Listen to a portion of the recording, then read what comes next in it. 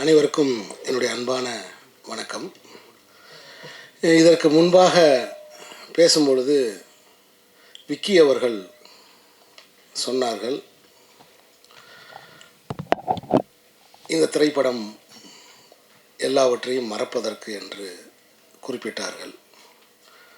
ஆனால் இந்த படத்தை பார்க்கும் பொழுது, இந்த ட்ரெய்லரை, இந்த பாடல்களை பார்க்கும் பொழுது எதையுமே மறக்க முடியாது என்கிற உணர்வுகள் தான் எனக்கு தோணுச்சு.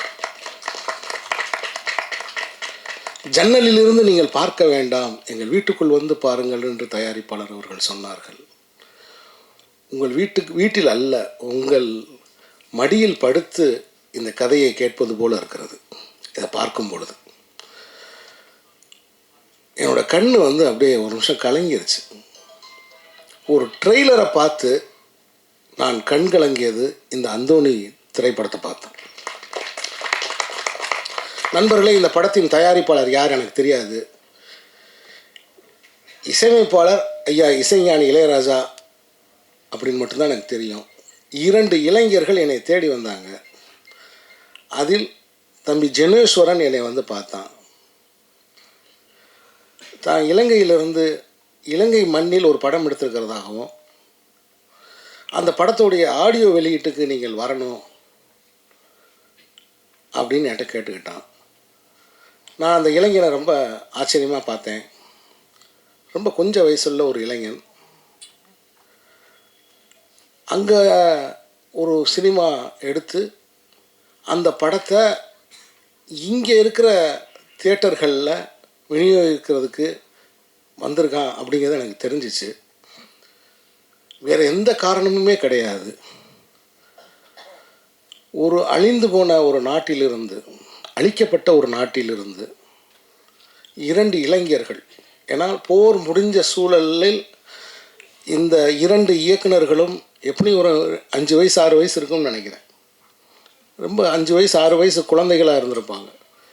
அந்த வயசுலேருந்து எழுந்து வந்து இப்படி ஒரு சினிமாவை எடுத்து அதை இங்கே கொண்டு வரணும்னு நினைக்கிறாங்க. ஸோ இலங்கையிலிருந்து வருகிறோம்னு சொன்ன ஒரே ஒரு காரணம்தான் நான் இந்த விழாவில் கலந்து கொள்வதற்கு காரணம்.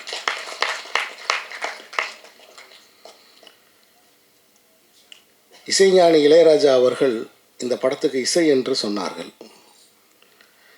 எனக்கு என்னவோ அவர் ஆசீர்வாதம் பண்ணியிருக்காருன்னு நினைக்கிறேன்.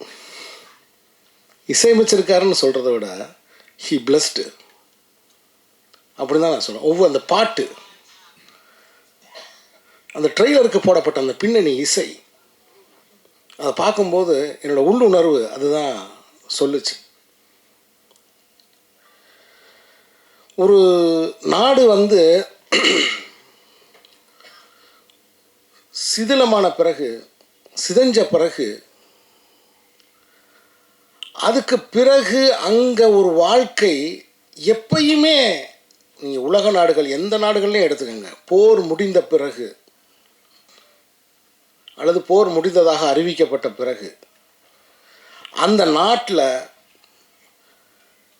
வாழ்க்கை அப்படிங்கிறது எப்படி பார்த்தாலும் கேள்விக்குறி தான்.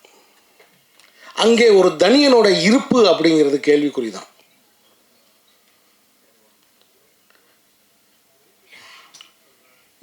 எப்போ வேணாலும் யார் வேணாலும் எதற்காக வேணாலும் கேள்வி கேட்பார் இல்லாமல் கைது செய்யப்படலாம் அப்படிங்கிற ஒரு வாழ்க்கை அதன் பிறகு அங்கே எப்போவுமே இருந்துக்கிட்டே இருக்கும். ஒரு அச்சம் எப்போ வேணாலும் இருந்துக்கிட்டே இருக்கும். இந்த திரைப்படத்தை எடுத்த ஜெனோசனாக இருக்கட்டும், சுதந்திரனாக இருக்கட்டும், அந்த இளைஞர்களின் நினைவுகளில் அந்த குண்டு விழுந்த அந்த சத்தம் கேட்டுக்கிட்டே இருக்கும். இதை யாராவது மறுக்க முடியுமா? இதை யாராவது மறுக்க முடியுமா?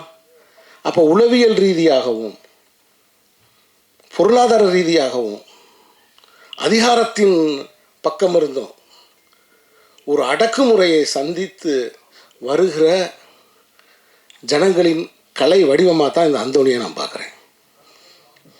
இந்த படத்து அந்தோணியை நான் பார்க்குறேன். ஏன் இன்னும் விடுதலை புலி அமைப்பை தடை செய்த அமைப்பை ஏன் இந்தியா இன்னும் அதை அந்த தடையை நீக்க மாட்டேங்கிறாங்க? விடுதலை புலிகள் தான் இல்லைன்னு தெரிஞ்சிருச்சே. விடுதலை புலிகளில் யாரும் உயிரோடு இல்லை. ஏன் அந்த தடையை நீக்காமல் இருக்காங்க? நான் இதுக்கு முன்னாடி சொன்னேன் இல்லையா, யாரை வேண்டுமானாலும் கைது செய்யலாம், அதுக்காகத்தான். அதனால தான் அந்த தடையை அவங்க இன்னும் நீக்காமல் இருக்காங்க. நான் யாரோடும் உடன்பட்டோ அல்லது முரண்பட்டோ இங்கே நான் பேசலை, என்னுடைய கருத்தை நான் சொல்கிறேன். சமீபத்தில் பத்திரிகைகளில் நான் பார்த்தேன், இன்னும் அந்த வழக்கு நடந்து கொண்டிருக்கிறது, இன்னும் அந்த தடையை நீக்கம் பண்ணலன்னு. அது காரணம் அதுதான். நண்பர்களை, முதலில் இந்த படத்தில் பணியாற்றிய அந்த ஒளிப்பதிவாளருக்கு என்னுடைய மனப்பூர்வமான வாழ்த்துக்கள். அந்த கடலையும் அந்த அலையையும் அந்த வாழ்க்கையையும் அப்படி கண் முன்னாடி கொண்டு வந்து தத்ரூபமாக அதை கொண்டு வந்து வச்சுருக்கார். அதே மாதிரி இந்த படத்தில் நடிச்சிருக்கிற என்னுடைய அருமை நண்பர் வின்சென்ட். இனிமே வின்சென்ட், உங்கள் பேர் அந்தோணி வின்சென்ட்.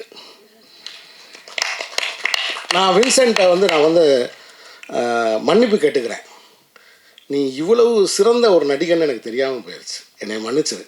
ஏன்னா ஒரு 2-3 படம் நான் நடிக்கிறதுக்கு கூப்பிடுவேன். அப்போ ஒரு நார்வேயில் இருப்பார், ஸ்ரீலங்காவில் இருப்பார், சந்திக்க முடியாமல் போயிட்டு இருந்துச்சு.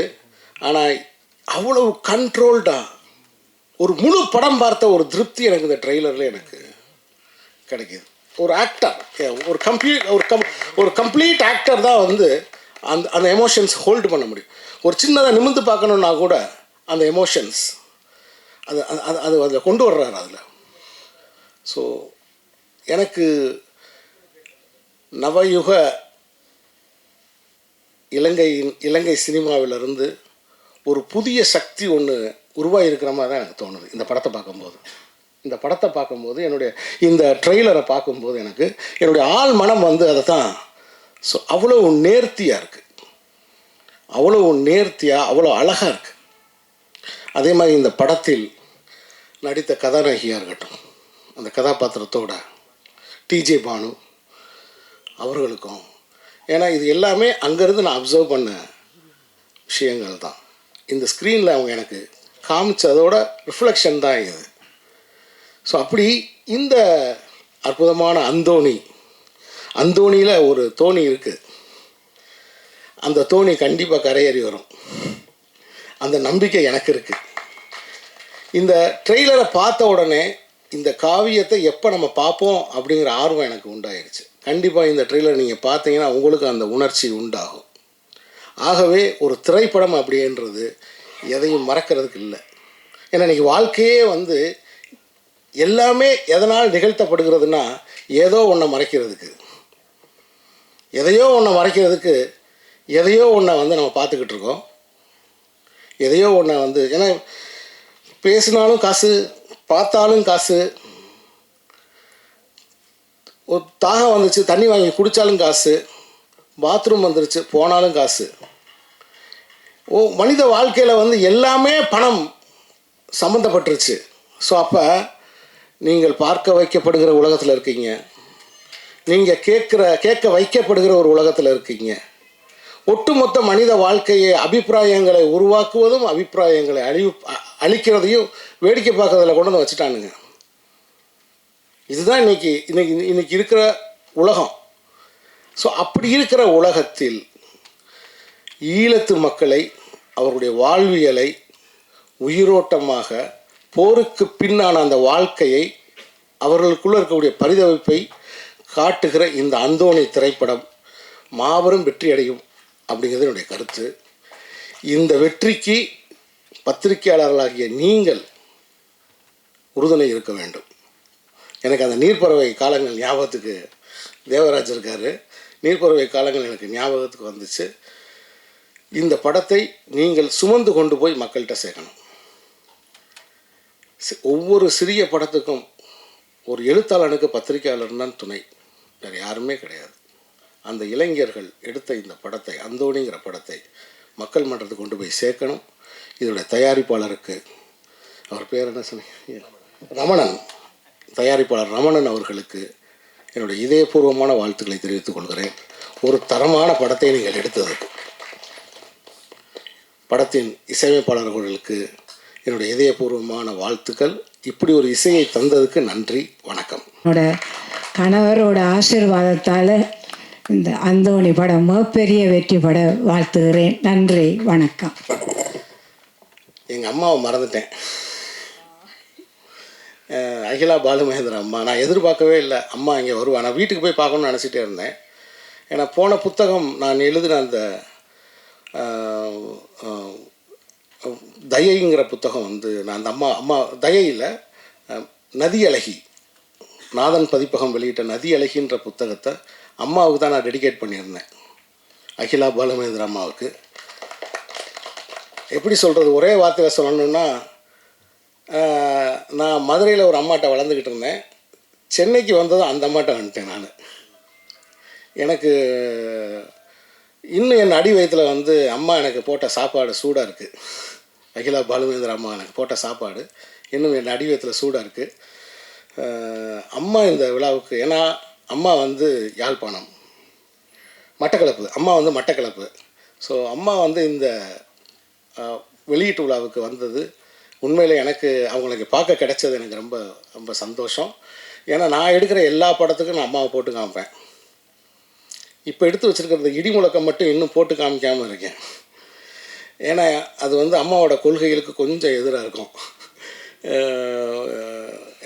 ஏன்னா இப்போ இங்கே ஃபெஸ்டிவலுக்கே நம்ம படம் எடுத்தோம்னா லைஃப்பில் இருக்க ஃபெஸ்டிவல் எடுத்துருவாங்க போல தெரியுது.